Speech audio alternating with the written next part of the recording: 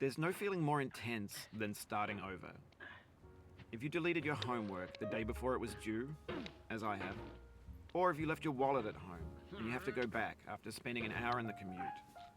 If you won some money at the casino and then put all your winnings on red but it came up black. If you got your best shirt dry cleaned before a wedding and then immediately dropped food on it. If you won an argument with a friend and then later discovered that they just returned to their original view. Starting over is harder than starting up. If you're not ready for that, like if you've already had a bad day, then what you're about to go through might be too much. Feel free to go away and come back. I'll be here. Alright, thanks for coming with me on this trip. And I'll understand if you have to take a break at any point. Just find a safe place to stop and quit the game. And don't worry, I'll save your progress, always, even your mistakes. This game is a homage to a free game that came out in 2002.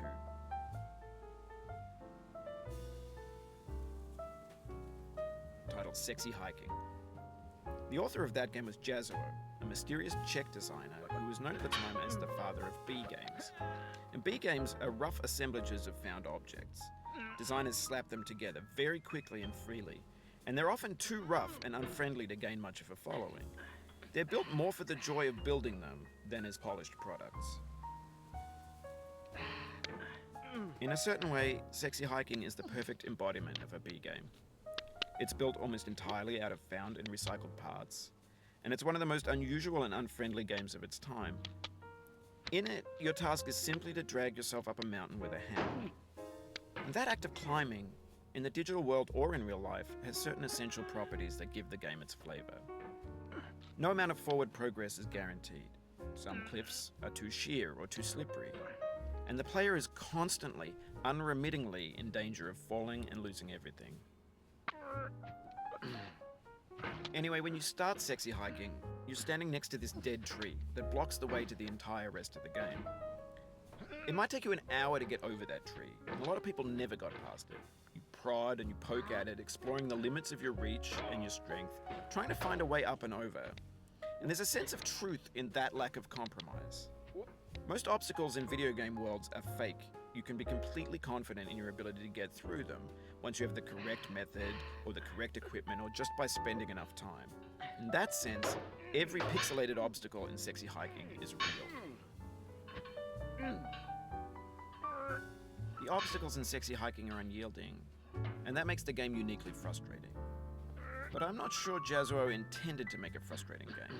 The frustration is just essential to the act of climbing, and it's authentic to the process of building a game about climbing. A funny thing happened to me as I was building this mountain. I'd have an idea for a new obstacle, and I'd build it, test it, and it would usually turn out to be unreasonably hard. But I couldn't bring myself to make it easier. It already felt like my inability to get past the new obstacle was my fault as a player rather than as a builder. Imaginary mountains build themselves from our efforts to climb them, and it's our repeated attempts to reach the summit that turns those mountains into something real. When you're building a video game world, you're building with ideas, and that can be like working with quickset cement. You mold your ideas into a certain shape that can be played with, and in the process of playing with them, they begin to harden and set until they're immutable, like rock. And at that point, you can't change the world. Not without breaking it into pieces and starting fresh with new ideas. For years now, people have been predicting that games would soon be made out of prefabricated objects, bought in a store and assembled into a world. And for the most part, that hasn't happened, because the objects in the stores are trash. I don't mean they look bad or that they're badly made, although a lot of them are. I mean they're trash in the way that food becomes trash as soon as you put it in the sink. Things are made to be consumed and used in a certain context, and once the moment is gone, they transform into garbage. In the context of technology, those moments pass by in seconds. Over time, we've poured more and more refuse into this vast digital landfill that we call the internet. It now vastly outnumbers and outweighs the things that are fresh and untainted and unused. When everything around us is cultural trash, trash becomes the new medium, the lingua franca of the digital age. And you can build culture out of trash, but only trash culture. B games, B movies, B music, B philosophy. Maybe this is what digital culture is. A monstrous mountain of trash, the ash heap of creativity's fountain. A landfill with everything we ever thought of in it. Grand, infinite, and unsorted. There's 3D models of breakfast, Gen X's fanfic novels, scan magazines, green screen Shia LaBeouf, banned snuff scenes on Live Leak. Facebook's got lifelike bots with unbranded adverts and candid shots of Kanye and Taylor Swift mashups, car crash epic failed GIFs, Russian dashcam vids, discussions of McRibs, discarded, forgotten, unrecycled, muddled, rotten, untitled. Everything's fresh for about 6 seconds, until some newer thing beckons, and we hit refresh. And there's years of persevering, disappearing into the pile, out of style, out of sight. In this context, it's tempting to make friendly content that's gentle, that lets you churn through it but not earn it. No. Why make something demanding if it just gets piled up in the landfill, filed in with the bland things? When games were new, they wanted a lot from you. Daunting you, taunting you, resetting and delaying you. Players played stoically. Now everyone's turned off by that.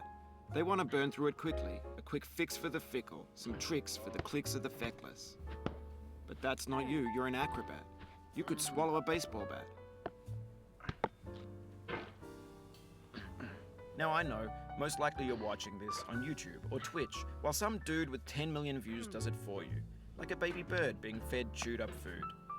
That's culture too.